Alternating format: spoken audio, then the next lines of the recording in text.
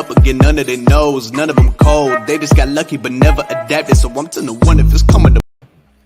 Welcome, welcome. How are you? Hello, hello. Nice to be here. Yes, and definitely glad to have you here. Uh, Looking forward to the chat with you tonight. Thank you. Yeah, that's a beautiful background you got there. Background. Thank you. Thank you. This is one of our templates in our platform. So Okay, it's okay. it moves around and it's clickable once you enter. Yeah, so I'm excited and looking forward to hear about this platform, and I guess, and I'm hoping our audience will respond to it pretty well and see how they can potentially use it. Uh, First, Farah, is that how you pronounce your name? Farah? Farah. Yeah. Farah. Okay, great, great. Yes. So first, if you let me, I will share, kind of pay tribute to our sponsors, and then we can get started. Yes. So startup on the blocks, and so we're about the founders' best practices, and so we use founders like you to kind of share their stories, so people in the audience can kind of learn from it, and the things that you're doing really good, they can learn from that, and you can share any mistakes you made, and so they don't have to go through the same thing, and that's the kind of the way we roll here with that. But we have several sponsors, and we always like to let people know who's actually out here trying to help founders and founders of color move forward. So we're down here in Florida, and then where are you at, Vera? I'm in Atlanta. Okay, fantastic. And I'm they're from probably. Florida. Oh, you are? What part? Miami, Florida, South Miami. Okay, fantastic. Yeah. Yeah, so yeah, I've lived down in Miami before, and my son's spent quite a few years down there as well. So Okay. that's great.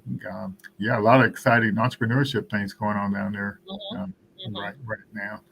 Yeah. So Florida Power and Light, which is from down there in South Florida, they're one of our main sponsors, and they also sponsor our nonprofit and this particular program, Startup on the Blocks. Industry Hotel, they've been helping sponsor our pitch competitions. They've sponsored, I think, like three of them. And the First Bank, they've been doing some sponsoring there. Our newest partner, you see that light bulb there? Mhm. Yeah, that is Startup Science, and they I think they have the um, business operating systems for startups or something. Oh, So nice. yeah, and so we'll talk about that a little bit, and we've partnered with them, and we're also partnered with the local chambers and streaming partners, Bantucola. Uh, Mhm. Yep, and Small Business Development Center. They've been helping us out, and we've I've been helping some of the founders out as well. Collab, they're kind of like an incubator down Mhm. here in Pensacola, and so they offer some prizes for our pitch competition. So that was great. So can you give like a Uh-huh. little short introduction to you and your startup?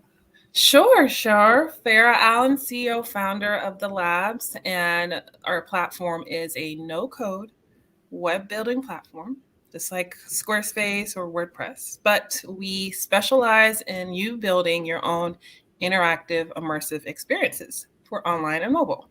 So we're taking it out the hands of developers and putting it in the hands of folks that are creative, that have initiatives and branding and sales opportunities, and they want to use interactive content and experiences to deliver those messages. That was pretty clear. Fantastic. Thank you, thank you. Thank you. Yes, and so we have founders on as guests, and we have ecosystem type organization folks on as guests. And so last week we had a guy named Randall Leveau, and he's from south part of Atlanta up there, Okay. but he's affiliated with a group. He's part of that light bulb, the startup science one, Mhm, mhm. and but um, so it's kind of interesting that organization they got a training programs and stuff. But the people who founded that, they've been through like 14 exits. Oh, wow. That is really good. Yeah, and so so they're helping mentor our founders, and they Mhm. we partner with them, and so our founders get free access to their training programs as Mhm. well. Yeah, Nice. so that's kind of like, and it's always good to hear from um, people who have a lot of experience Mhm. and made the journey several times as a founder, and willing to reach back and help help folks. So that we're excited about that. Mhm. Yeah. So when you think of Atlanta and you see all the stuff you all got going on up there, and you think Mhm. about Miami and you see all the stuff they going on down there, and so when you think about Northwest Florida, Pensacola, you think it's, oh, well, that's lower Alabama, and Mhm. but the challenge is people don't get to see as much startup activity or founder activity, so they're not familiar with it. Mhm. And so I use this chart right here in a different way than it was intended. But when you look at the individual mindset of a founder, the founder has to learn all these skills and best practices Mhm. before they can access the opportunities in the ecosystem. It's true. Yeah, and so that's the kind of the approach we Mhm. take with our program. And we looking back, we've been doing this for about two approaching 2.5 years, not quite, Mhm. and Mhm. always been online every Thursday night. So we're probably pretty close to like a 110th event, So Wow. yeah, and so but it's we wanted to expose founders to the best practices, Mhm. and by through this event is through kind of like, so you can actually meet the founders. But before this hour we're in now, we have networking, and Mhm. so the Hopin platform, it when we that's what we use for that. So we're using StreamYard for the back end, but we're actually streaming to Hopin, Facebook, LinkedIn, Mhm. YouTube, Twitch, and all those things. But the Hopin platform, it allows, like you and I are talking now, teach one on one. It allows you to have 3 to 5 minute sessions like that. And so Mhm. if you got a bunch of founders in the room, you can kind of network and get caught up on what's going on and everything. So we do that just so founders can network with each other, and then if there's any ecosystem people in the audience, that they can kind of learn Mhm. as well. Yeah, that's awesome. Yeah, yeah, and so that's the way that works, and so so that's kind of what this thing illustrates, and so the other training program we have is called the Lean Stack, or you familiar with Ash Moray and the Lean Mhm. Canvas and stuff? Yep. Mhm. Yeah, and so I use this chart to actually so these new founders, people not aware of the Mhm. founding a company and a startup, and going through these phases. So it's kind of like this long journey that you go through, and so Mhm. that's what I like to use this chart for. But Ash has this approach where you actually get a good foundation, get a good mindset, but you actually design your business model before you start building anything. Okay. So you go through this 30-day training thing here, and then Mhm. once you um, um, kind of figure out that your business model is viable, feasible, and desirable, then you go to this solution fit thing, Mhm. and then so you do some more customer discovery here and figure out what the problems really is by doing all these customer interviews. And Mhm. then after you do that, then you design your solution based on what you found. Mhm. And so, and his idea is, and this is like a 90-day, 3 month type thing in this orange. And so, so the deal is with all this technology, and like the technology you have, you can Mhm. actually, you can spend the first 30 days of that, doing the discovery, and then you can spend the last 2 months of that designing your MVP. Mhm. And so, because his idea is that, with all the cloud technologies and no code platforms, you can literally should be able to build a minimal viable product in 2 months. You should. Mm-hmm. Yep. And so that's kind of what the journey is. But it's just I use this to show people you don't instantly just become successful, and, Mm-hmm. and you probably don't even launch your business until somewhere down here, Mm-hmm. further on in the program, your startup. And so yeah, and so that's kind of what the Mm-hmm. idea is there. And so we have this playbook, because when we got started, we didn't have our own training program or anything like that. So we said, well, we'll uh, just do a playbook so people can kind of Mm-hmm. go to these websites and kind of get going and learn. Just learn from, like, the mindset stuff is right here. Lean Stack is Mm-hmm. lean startup methodology, startup school, Y Combinator. They've been doing this since like 2005, 2006, and so they kind of wrote the book on all this startup stuff. So, and they offer this content for free. So there's nothing holding you back from actually learning. That's true. Yeah. And so startup science is the new partner I've been talking about and rambling about, because they took all they learned from all their exits and created a uh, new program. And Mm-hmm. so if you go to this website, startupscience.io, um, they offer a pre-accelerator program that's 2 weeks. And if you put in that institutional code Kukua, you can actually take that 2 week pre-accelerator program for free. And it Mm. and it's using all the things they learned from those 14 exits. Oh, wow. That's very valuable. Yeah, Mm-hmm. and then at the end of those 2 weeks, they have a accelerator application thing. All the work you're doing those 2 weeks, and it's like 6 workshops. Mm-hmm. Uh, that's all the information you generate to go in your accelerator application, Mm-hmm. and then they refer you to at least 5 accelerators if you do a good job in doing your due diligence and going through the boot camp. Mm. So That's isn't that amazing? cool. That's really cool. Yeah, and so, like, and definitely spread the word on that up in Atlanta, because and so they're approaching even in this program. So your first lesson in that program is on identifying your startup ecosystem or your industry that Mm-hmm. you're going to be in, and identifying the company that's most likely to buy your startup. Mm-hmm. Mm-hmm. You see what I'm saying? Mm-hmm. Yeah, so that they have a pretty interesting approach, and so all of our founders that have been getting involved in that, they've been really excited about it. Mm. So, like, if I go to F6S, can I find your profile out there? Yeah, you should. Mm-hmm. Mm-hmm. Yes, okay. That's what I tell people is that's how you become known, because a lot of the accelerator programs, they send all the different programs out there. They use that to host applications, a lot of them, but Mm-hmm. they also use that to look for founders for their program. Mm-hmm. Yeah. Yeah.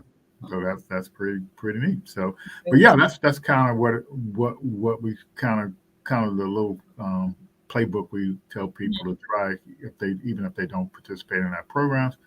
And until so basically, like that target chart, you're right here. We offer these things, and Mm-hmm. in order so you can take advantage of these things out there.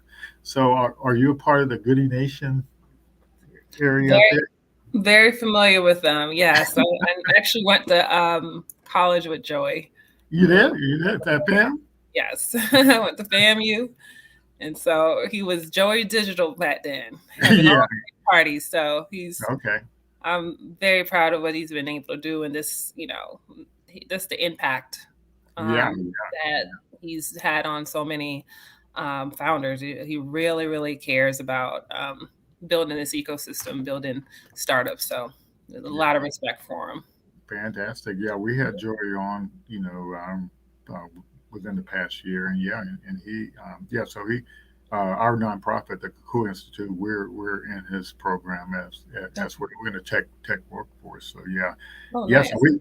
Yeah, so we actually try to get our founders to refer them to programs like that. That's Mhm. really what I think our job is to all these different programs that are out there that are offering opportunity. Since we're a small nonprofit, say, well, we can try to get you ready to apply for all of these other Mhm. things that are out there. So let's see what else I got here. So we got some founders right now that are going through that um, that second accelerator program. So we have the three. I mean, the 1 month one where you kind of design your business model, and then the following one is that you actually launching your MVP. So we got Mm. a variety of folks out there. And so we hope a bunch of them are listening to you today so they can Hey, learn, y'all. yeah, learn from your thing. And these are some of our mentors, and I do need to add a couple more people on there. And Mhm. so to kind of you help make sure people understand what's out there. So I'm going to stop talking about us and we can start talking about you. Yeah. All right. Yeah, so that's really good. But first, like so tell me what you think about what we're trying to do down here. It's definitely a challenge for us. Yeah, I think it's needed. We need programs. We need people who want to do the hard work of helping founders understand what it is that is out there for them as far as entrepreneurship, how to get into it. I mean, a lot of African Americans, we are not brought up in this this world of tech or, anything outside of real estate or construction. I mean, my dad was he had his own construction company, but I didn't have anyone else to really look at and say, hey, I can be a tech founder. I can, go the distance there. And so just having, I've been through incubators, I've been through accelerators, a number of programs. So it was necessary for me to connect to these groups and organizations for me to be where I am today, or I would have never gotten the information. I would have never known.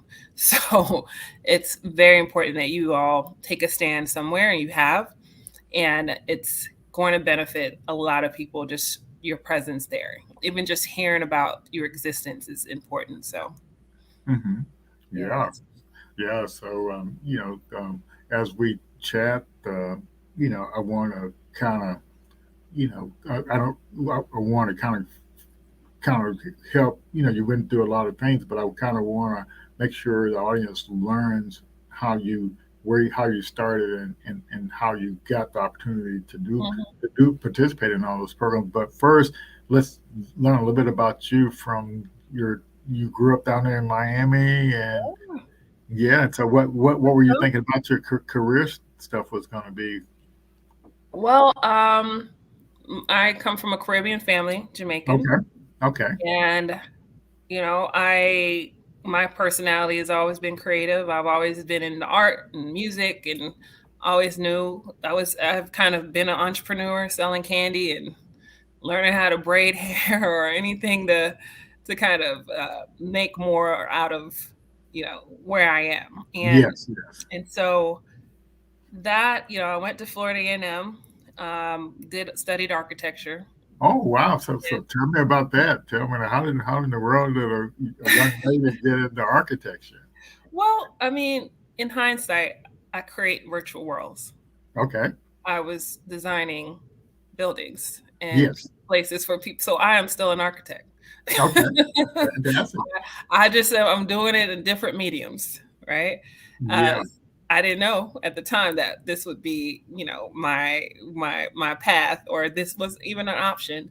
But I think this idea of creating your own space, knowing what you want, and creating space for you to exist and flourish that was one of my things, and that's what I wanted to do. But I graduated from FAM and went in construction, Okay. and just it was not for me. I was in the company I was in at the time. I wasn't going to get what I needed from it. Hmm. I wanted to be creative. I wanted to really do what I want to do. I'm an independent person, Yeah, and yeah. these opportunities just weren't there for me to flourish, and Hmm. or even excel or even progress through a career that I saw for myself. And so I went into technology because I Hmm. saw that technology just was endless. It was creative. Something was happening new all the time. And Hmm. I went into technology management consulting and Wow. project management Wow. and got really, really good at it to the point Hmm. where I stopped working for other people and started working for myself in that Hmm. capacity. And Okay. I had clients like Delta, I had clients, government clients, Hmm. and I was still like, I'm giving away. I'm creating, I'm designing platforms, and I'm giving this away. And I can do so much more than what I'm doing now. I just had this burning feeling that there was more coming out of me that I was not able to tap into because I wasn't Yes. given the opportunity to. So Hmm. I made the opportunity. Hmm. While I was working, I started investigating startups. Oh, Started wow. going to pitch competitions. I started going to uh, just whatever I can find. And what Hmm. I was running into was that wasn't a lot of people that looked like me, which I Hmm. don't. I mean, it's never a lot of people that look like me in my career path. Yes. So that wasn't too much of a bother for me. But then I started trying to ask people how to do this. How do I get into it? And that's when I realized the roadblocks. It was roadblocks for what they thought I should understand, as if I grew up around it, Hmm. and what the type of help that people were trying to offer me, if any. Hmm. I Yeah. wasn't getting much of that at all. Hmm. And so me, who I was determined, and I saw these, I heard all these stories and startup and Facebook and Mark Zuckerberg, and Yes. I want to do that too. Or like, what's Hmm. stopping me? I want to try that. Hmm. But I was just, over and over just blocked somehow by just knowledge, a Hmm. knowledge block. And so I joined like ATDC out of Atlanta, Okay. started down the path of learning. Hmm. And then I got into Digital Undivided. Okay. And then that program was an incubator for Black and Latino founders, tech So how startups. how did you so the ADTC, I think, is that the It, correct? it, nah, I forgot about it. Yeah, but um, we're in the technology development center, yes, EDC. yes. How did Yeah, I find out? yeah, about Um, that. Hmm. yes, through. So you start Googling, you start going to things, you start getting on people's email list, Hmm. and the good email list, they'll send you all this stuff. And Yeah, then you start getting on other email lists. So yeah. I'm a part of all the email lists. I'm getting all the events now at Okay, this point. gotcha, gotcha. Okay. And so somehow I got on the email list for Digital Undivided, and they were doing a lot of promotion Okay, around just online and PR. gotcha. And so got in that program, and it was about 9 months. Wow, It nine was months. That's a long one. Yes, it was very hectic. We went through the whole lean startup, Hmm. all kind of customer discovery. I think I did over 300 interviews. Wow. I think I've got a co-founder. At that time, I had a co-founder, technical co-founder. I Hmm. met all these people in the ecosystem. Everything that I was missing, I got. And I think the most I got out of it is that I saw people that looked like me Hmm. that were making millions of dollars, making it, and Wow. it was like breathing. It was not unusual. It was not surprising. Hmm. It was like, this is how I live, and I'm just a small fish in a big pond. There's more. I'm just getting started.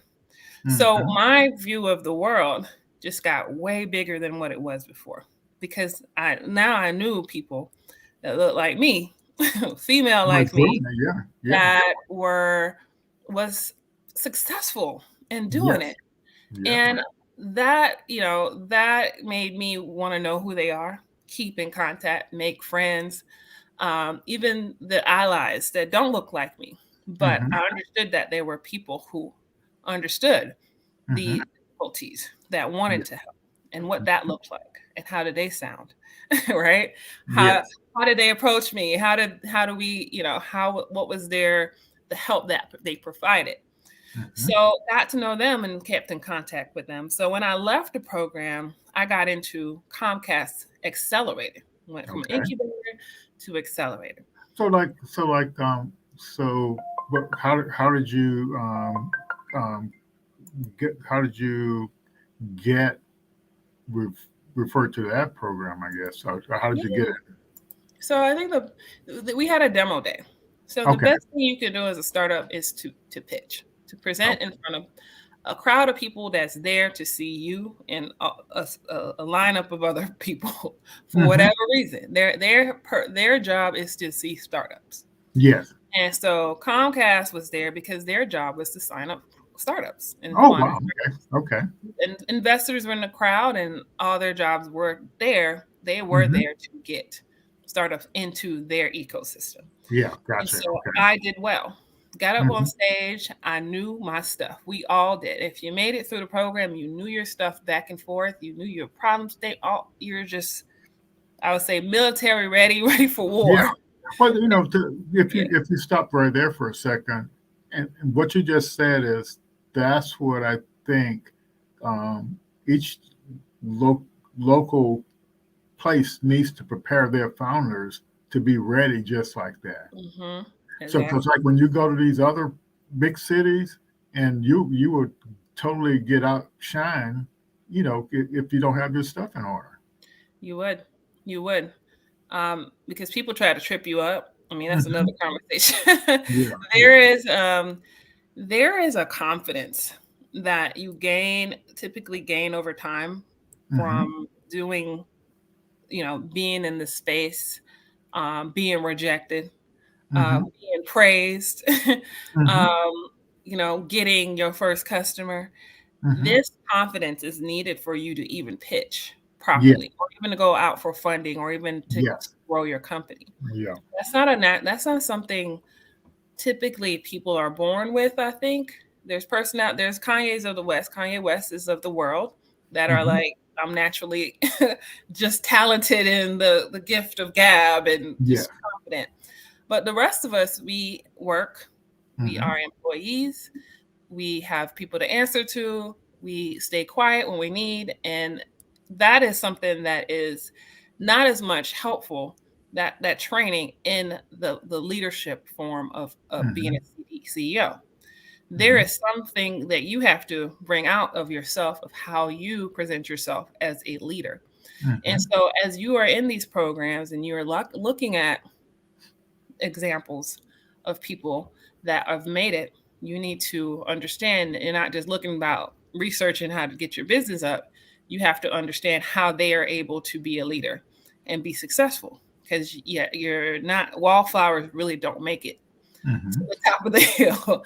You got to Yes. be able to talk up, be confident in yourself, and stand up for what you know is best, and then win, and have a winning attitude.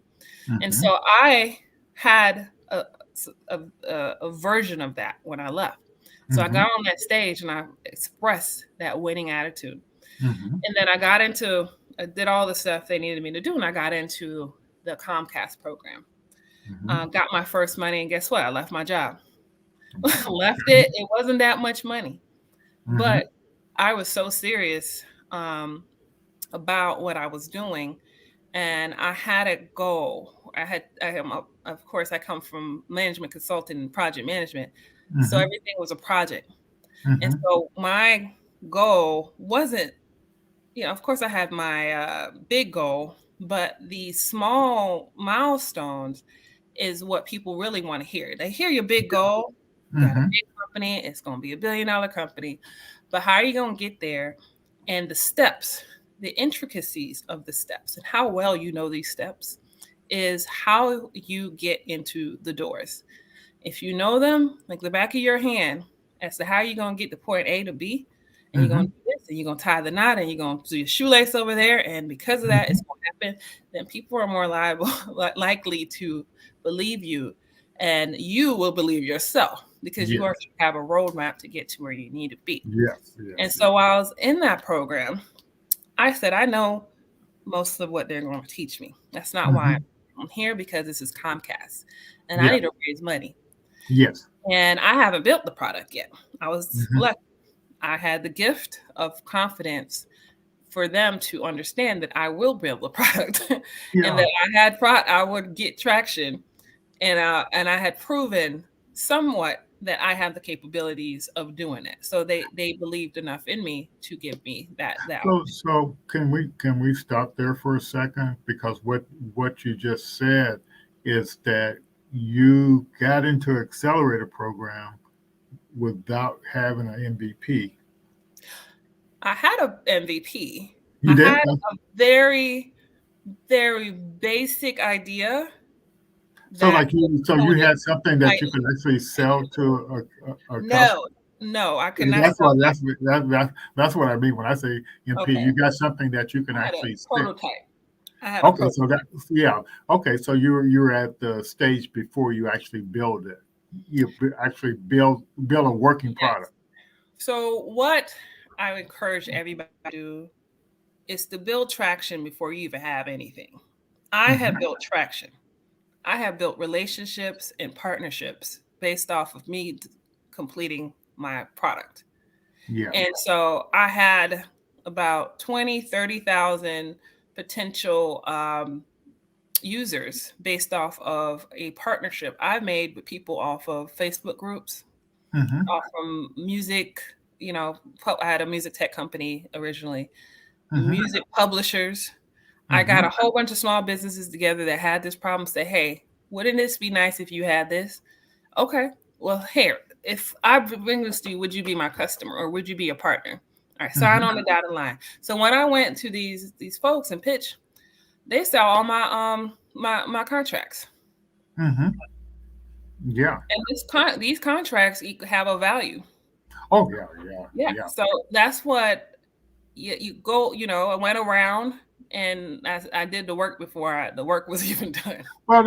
So like that traction definitely is key, but you still hadn't actually have a working product, but you had the example of what the working product would do. And so what my point is that when you're pitching and to people and to big audience, you're describing how you're going to make money with your idea, and you're describing what the next step you got to do to keep going. But I think I wonder if people really understand that you could pitch something that's not totally real yet. And that's what I think part of this mindset with startup founders is they don't realize is that that you literally all you need to do to start getting traction and getting co-founders is to be able to pitch to how you're going to make money clearly and concisely. And if people understand and get it, they could potentially jump on board with you. Exactly. Yeah. Exactly. I had a really good deck. I had some really great visuals. I can on my PowerPoint presentation, I could literally make that have been my prototype because you can click through it like no other. Okay, gotcha. So the vision of what it was already there, what it would be, and that's what people bought into. Yes, that's fair. So I think it's important, to people to understand that. So what happened after Comcast? Yeah, so I had a mission to raise money. Now, what my mind was thinking always like $1 million, or 500 right away. That didn't happen. Oh, Even with the reality is, it's sometimes you're lucky to raise money. It's not everyone that does, right? And so what I was able to kind of like friends and family. I didn't have much people, but I have a sister. She's a doctor. She has friends, And so I started practicing something I never did, which was ask for money. Oh, For it. It was hard. Ask okay. for money from people that you know too. Mm-hmm. It's hard. It was difficult to do, but it was great practice. And I ended up that year closing about 80K, Okay. right? Which I don't know, somehow I lasted off of that 80K. One of Mm-hmm. the mentors from Digital Undivided, I just had lunch with him. Mm-hmm. And Joel Spolsky, who's the founder of Trello Okay. and Stack Overflow, had lunch, just was catching up because you want to catch up with your folks. And he was like, "Okay, I'll invest." Sent me the money the next day. You It gotta never be happened again. But that was like, what? That was Joe doesn't know what he did, but I think he does know he gave me the biggest boost of confidence ever. Mm-hmm. Because one, now I was able to say Joel Spolsky, founder of Trello, who everybody uses Trello at some point in corporate America, Yes. is an investor. He did that for me. Mm-hmm. And then I was like, Comcast is an investor. And in this world of startup, it is very influential. If Yes. you can find influence, and if only just influence, you are able to utilize that to get to whatever level. So I had Mm-hmm. two influential people. I had some friends and family. So Joel was like, "Oh, Mm-hmm. people believing in you," right? Okay, cool. And so I was able to take my project management skills and say, "Okay, what I'm gonna do? How I'm gonna flip this, right? Flipping houses right here. I got Mm-hmm. this money. I can't hire a bunch of people, but Mm-hmm. I need to still raise money. I'm getting objections. I'm Mm-hmm. getting people just like, oh, I don't know about this. I'm all these objections. I am writing them down and I'm re-engineering and making sure all those objections are out the door. It Mm-hmm. can actually be explained or I can solve for it. And so I was like, okay, no traction. I need more traction. Let me get some more traction. Let me get, since this influential thing works so well, let me get a name somebody knows. Let me try to find someone like that because I don't have this full blown product yet, Mm-hmm. which I was building, but I can find something that would intrigue folks, just like Comcast did, just like Yeah. Joel does. And so I found that, and altogether, I moved something. I moved the needle from A to Z. I got developers. By Okay. the time the end of the year, I had a product. Okay. And I made a deal with some developers in India. I don't even know how they agreed to this deal, but I owed them a lot of money at the end of the year, something like that. But Mm-hmm. I was able to show a VC that invested in pre-revenue kind of pre-seed Mm-hmm. companies Yeah. that I could do it and how I became from point A to B. I'm sure Joel Spokesy has something to do with it. I'm sure Comcast has something to do with it. But at the end of that, I got almost 300K out of them, Okay. and that was Quake Capital. And Mm-hmm. so I'm rich, like I had never had 300K to be in this business. Okay. I do. And so I spent the following year doing what really ramping up, selling the product, getting people in the door. Mm-hmm. Where I raised a little bit more capital. I think I raised another 100, 120K somewhere else. Mm-hmm. Um, I got to pay some contractors to help me deliver. Um, I found myself, and I found something out as I was doing this. I found out that what I was doing was going to cost a lot of money Mm-hmm. to sustain, because to build what I really thought was going to be valuable and unique in the market, I needed to have a lot of runway. I Mm-hmm. needed to build an ecosystem for the next 2, 3, 4 years, just like Okay. Dropbox and Mm-hmm. folks. And so there's issues. I'm Mm-hmm. black and I'm a woman, and it's really hard to raise funding. And I'm Mm-hmm. seeing that, and I'm noticing things, and I see what people are talking about now, right? Much as you try in certain circles, you're not going to get past Mm-hmm. certain places. So I'm seeing this. I'm getting down. I'm kind of getting depressed that I'm not able, I'm doing all of this great work and I'm really out there at the Mm-hmm. highest mountain in the music industry and technology, but I'm not getting the funding. And then I found Abigail Disney and Adrian, and they're from film industry and they loved Mm-hmm. what I was doing in music and they wanted to be customers. That Okay. meant I had to do a slight pivot or Okay. addition Okay. to what I was doing because I was still moving because Mm-hmm. they wanted to pay me. They were Wow. paying more than anybody else was paying me. Okay. It's like, they want to pay me. They are very highly connected people, Disney family, of course. Yes. And they have movies and theater and all this. I'm going to go this direction because I want to survive. I care about this product and what we're doing. I care about the freedom of entrepreneurship, quite Yes. frankly, right? Mm-hmm. So I got them in. As soon as I finished with the adding film and video and writing, it was collaboration platform for music. Now it's for Okay. entertainment.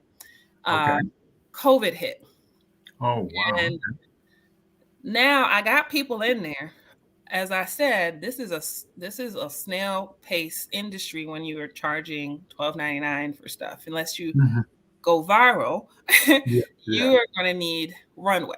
I still Mm-hmm. didn't have enough runway. Gotcha. Gotcha. So what my client um, in the film industry, she proposed, hey, you have a lot of good things that we are missing in the virtual event space. Mm-hmm. We don't have anything theatrical, Mm-hmm. anything that makes this red carpet virtual. Could we Mm-hmm. make a red carpet, highly customizable platform, Mm-hmm. kind of what you built already, but for events? Okay. And so I was like, I don't have any money, like to be like doing something different right now. And they said, hey, we'll fund you $1 million. Wow. What? I was like, sure. I'm Well, looking at the world, COVID burning everything up and outside, right? And I'm like, okay, happiest day ever. I live to see another day. yes. And mhm, I think the one takeaway that I think we can take from that is they saw you all the work what you were doing, mhm. and so they didn't invest they invested in you because they knew you had the skills Yes, to get it done. exactly. That is exactly why. And Mhm. thank you. And so, because again, I had influence, I had Mhm. influential people. Mhm. I built a product, MVP for what I was doing. Realize I can't do both. I can't Mhm. do what I was doing in this now. It's a whole new product, right? Yes. But I didn't know that at the time. I just thought I was going to be in these two worlds, right? Yes. And immediately we had the biggest customers in the world: Netflix, Hulu. I had turned down Bernie Sanders twice because I was like, I'm not losing no elections over here. I don't know about this product just yet. I'm Yeah. Yeah. here. I'm faking it till I make it. Mhm. And I did, right? And there was a lot of like just bugs and wrong stuff happening, but people were still buying. And it Mhm. was like the I would say anybody out there, you guys read blitz scaling. I was blitz scaling, which typically kind of ignore everything for movement. Mhm. Say movement is the objective. If everything is burning up, it's fine. That's Mhm. fine, as long as you're moving. And I was moving in the biggest circles now. Mhm. And so I did not quite know what my product was going to end up being after COVID, after this was over, and that worried me a lot. And at the Mhm. same time, I was like, I don't know if I can continue being a collaborative platform because this is a new world for me. Mhm. So I had to bury my baby. Sorry, no pun intended, but I had to. I did a true pivot. And it was Mhm. a sad day because I spent so much effort in pushing, and I really believed in the customer that I was serving, the Mhm. entertainment industry, and helping them. Yeah. but I could not multitask in the way some people can. I Yeah. needed to focus on growing this one thing at a time. Yeah. Mm-hmm. And so I stopped supporting the other platform, stopped trying Mm-hmm. to do anything with it. There were Mm-hmm. customers on it. I sent them a letter, said, we're not going to be doing any more updates to this. I'm sorry. You know, you can Mm-hmm. use the platform free for the next 8 months. But after Mm-hmm. that, we're going to turn it down, turn it off. So don't Mm-hmm. call us for no bugs. I'm not doing it. Mm-hmm. So from that, we got Amazon Prime the following year. Okay. And with their project, they were spending millions of dollars on doing interactive experiences online for film releases. Okay. Charge them $1 million. We charge them like $200K because I Mm-hmm. need some more money. And at the Mm-hmm. end of the day, I do want to be a SaaS platform, but Yeah. today we're going to charge them this. And so that's when the idea of putting metaverse and VR functionality on web and mobile Okay. became a thing, because that's what they wanted us to do. And again, beg till you make it. We didn't have it, but we built it, as they caught us early enough that we could build it, and we could, with the money they paid us. Mm-hmm. And so that introduced a whole new unique value we had that wasn't events driven, right? Mm-hmm. It was around marketing and branding. It was Mm-hmm. about interactive content. It Mm-hmm. was about bringing storytelling and virtual immersion into a web and mobile experience, and you building it, you being able to control it and build it and produce it and be theatrical, because we still have those elements from the film industry. Okay. And I started to think about, how is this big, right? How is this investable? Why would a VC want to come back in? And I looked at WordPress and I looked at Squarespace, and I was like, they're not doing this. And if anything, at the end of the day, they would want to buy something like this. Mm-hmm. And so I started looking at who else would want to use this outside of entertainment. And so I got Georgia Tech as a customer, interactive hubs, right? Metaverse type hubs for. Yeah, I remember when you were, one of that's how I got introduced to your product. Okay. They were thinking about using it, and Oh, you're on that call. yeah, I was. Yeah, Yeah. I love them. I love that. We had WashU, we had Harvard, and then we went into, then churches were hitting us up. We want to be Mm-hmm. interactive and we want a global presence. And then Microsoft came, Google came, and then Mm-hmm. we had small businesses, Mm-hmm. makeup products and hair care products. And so when you look at, it's like people always say, who's your customer? Who's your customer? I was like, oh, I know who they are. There's a little bit of everybody right now. And Mm-hmm. and really the the whole world of what are we doing and where do you want to go? It just became really clear. And I'm not going to say I've solved it and end the story, because we're still growing. We just got a military contract coming up. And Mm-hmm. so it's like, where, you're consistently going into new circles.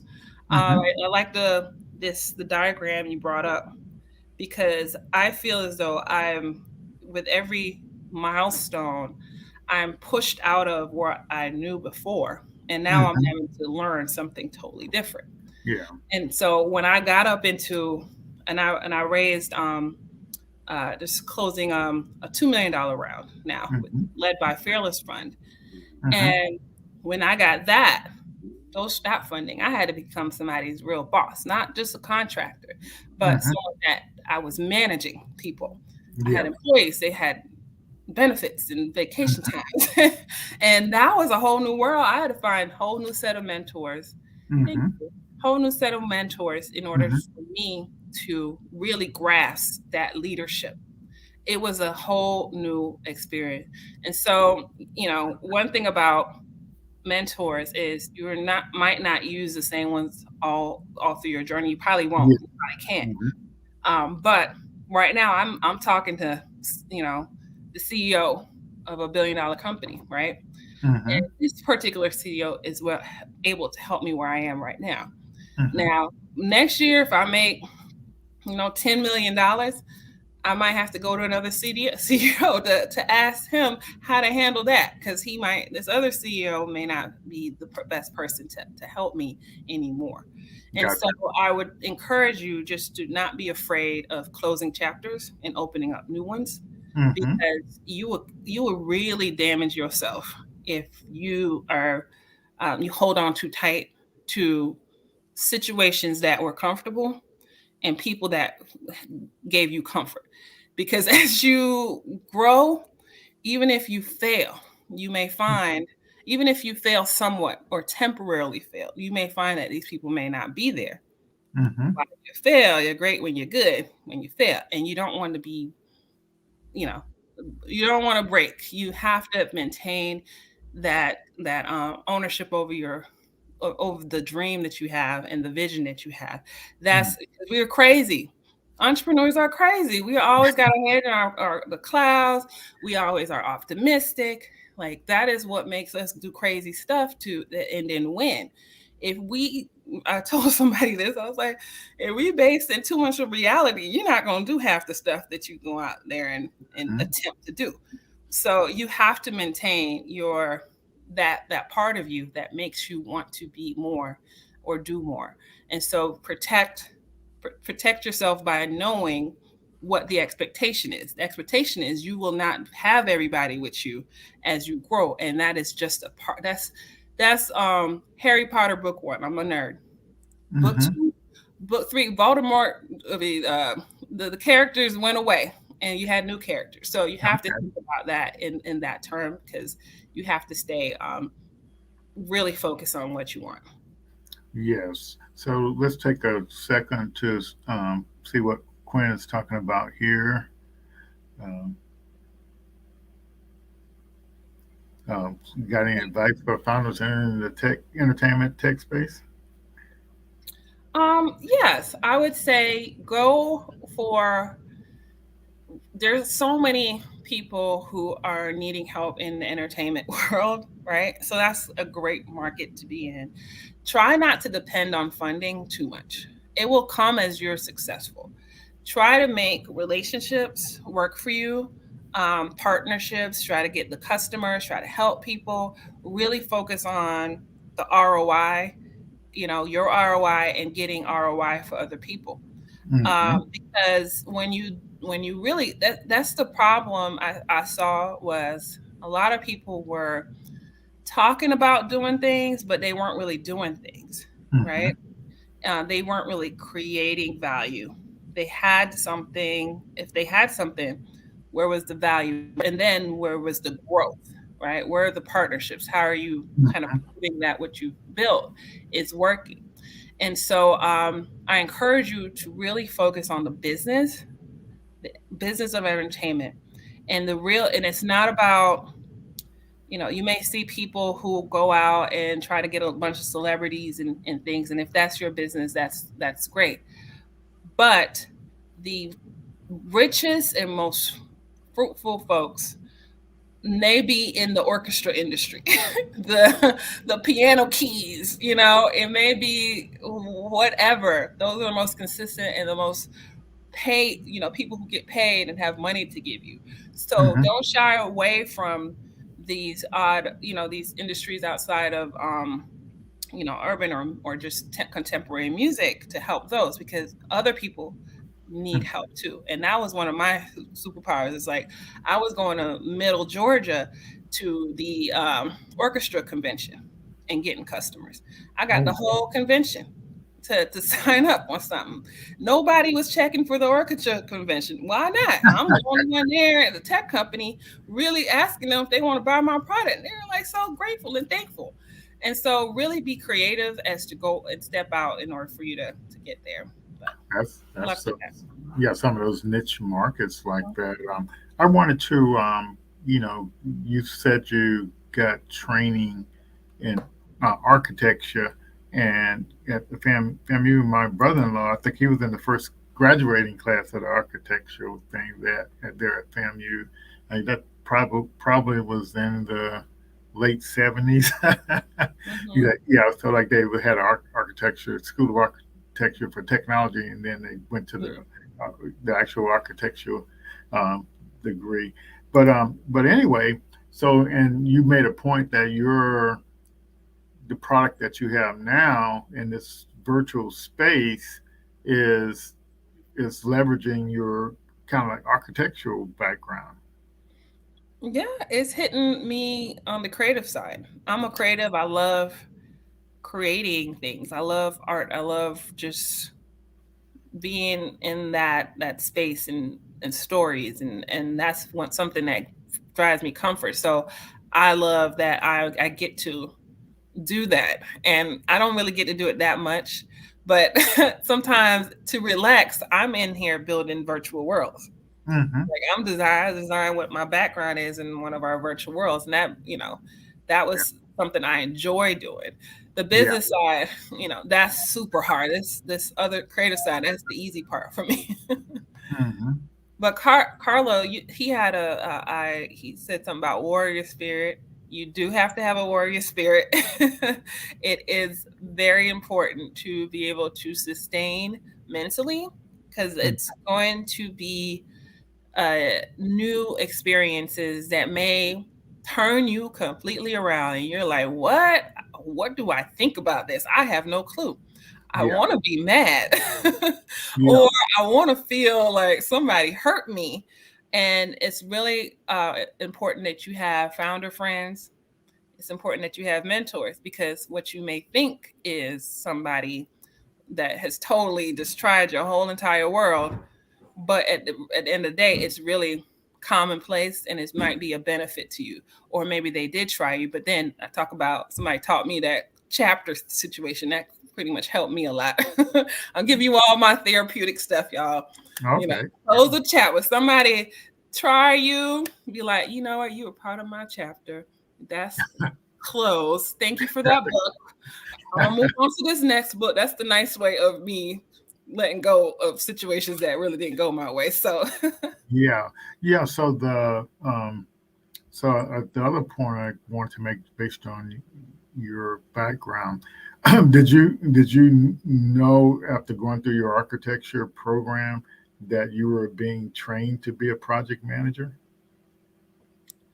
I didn't know what project management was Hmm. until I knew what it was. I Okay. was like, oh, I've been doing that. Yeah. Hmm. Just being an organized person that knows how to block out block things out in order to accomplish it in a certain time frame. Hmm. I think every entrepreneur needs to be a project manager. It Yes. is so helpful. If you are able to say, I'm going to do this in next month, next 2 months, and actually do it because you are organized and you know how to coordinate all the things to make it happen, that is how you move. That is how you create traction. And so if you can just learn if you don't know it, and you probably already know it, but just some formalized way of project management, I think it will help you a lot with getting to your goals. Hmm. Yes. So Vercel's got a question about using your product. Yes. Well, thank you for asking. So, our product is really about you building your own experiences, or having a um, a lower cost resource, more like a web designer versus a gamer or a game engineer design these experiences for you. So this can be, thank you, Daryl. This can be events that are immersive. Maybe they have sponsors that want immersive, sponsorship or partnership information. Maybe we have uh, virtual games, right? Maybe there's something in your business you want to have people have it gamified, and you want to create this using images and videos and decisions mark, and you want it to be very visual. Well, you can build that within our platform, and you don't have to spend 50, 100, 200, as Amazon spent 1.5 million to do these things. So we are really making sure that the way the world is working right now, which is, hey, people are bored with websites a lot of times. Most people, especially because of COVID, hop in, their value went all the way up because it was different than Zoom, right? Canva went all the way up because you were allowed to be very custom, very creative. So having a platform where you're kind of mixing the ideas of virtual reality and VR into a web and mobile platform, the idea is that you would convert more customers, can get more engagement, convert more users, all of these things. So you get to participate. Yes, and so Vercel, he's just got I guess, a funeral type business. I don't know what the best way to describe it. I apologize for Vercel, but anyway, it's so his um, new startup, a new company is he's creating value by you go to one location and it takes care of everything. So you got your burial, your Oh my God. service, your repast, all at one place. That is so helpful because that's a big issue. That's a Yeah. really big issue. Well, if So, they need a room for a virtual interactive room for services, and that's when you'll call me. So add me to your bucket of stuff that you give people. so Yes. explain to me what you just said, because I guess Yes. that's been part of my challenge. Yeah. Because we had one other founder in this Northwest Florida that was doing Mhm. something similar to this, and he was actually getting people to sign up and everything, because they like the idea of this Mhm. type of stuff.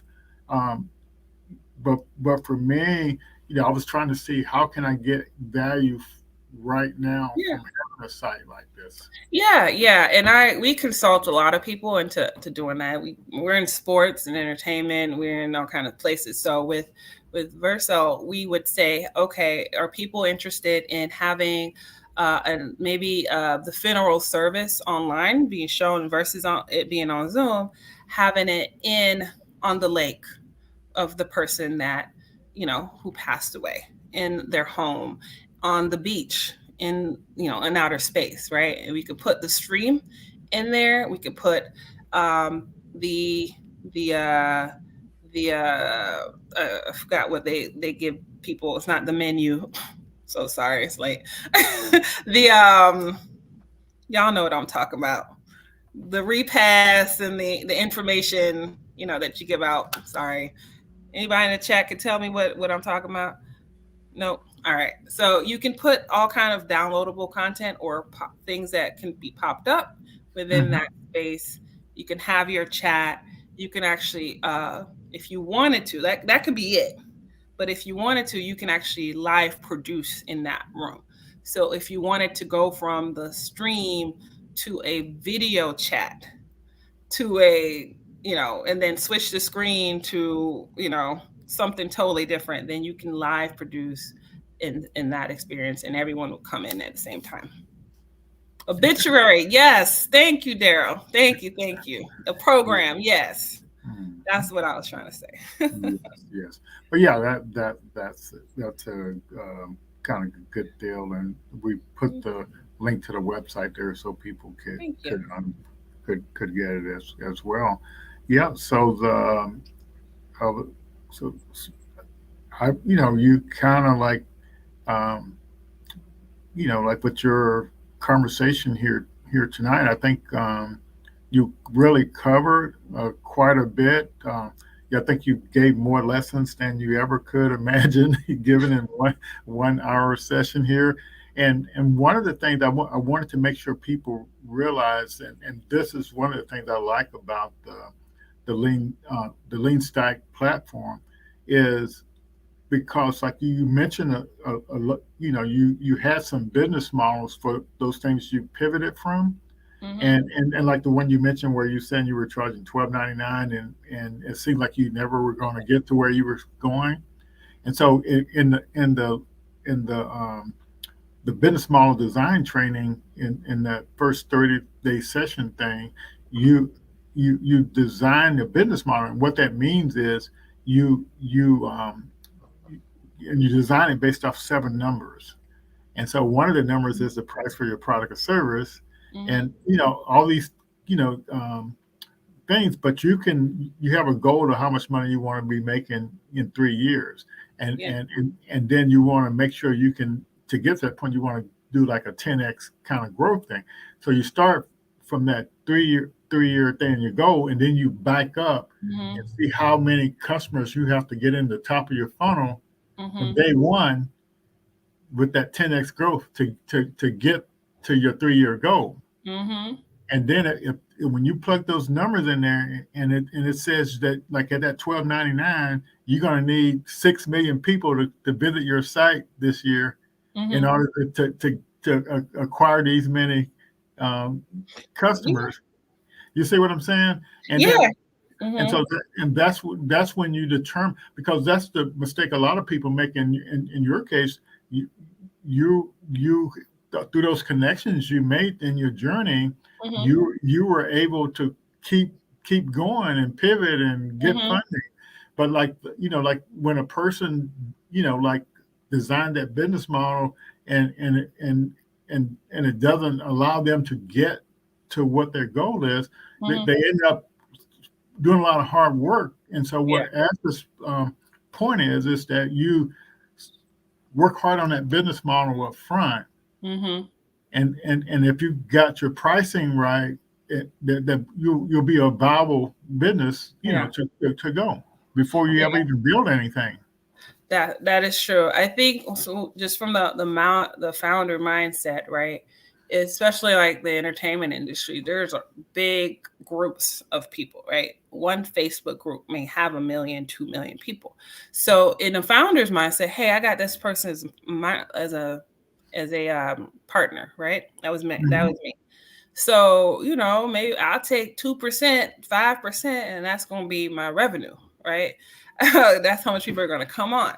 But that's me as a founder not knowing Hmm. that um, it does. Partners are hard. They're not going to Hmm. convert you. It's very, to maintain a partnership relationship, it takes a lot of work. And for Hmm. you to convert their audience, it takes them have a certain contract of making Yeah. sure that they actually do it, right, on a consistent basis. And Hmm. then, so that's not something you're going to know, right? And Right. then the other part is, hey, if you have 1 million people on your platform, who's going to offer support, right? And how much is support going to cost you? Hmm. And at what point do you need to start paying for it? And so there's things that I think through my journey, I thought I had the answer of Hmm.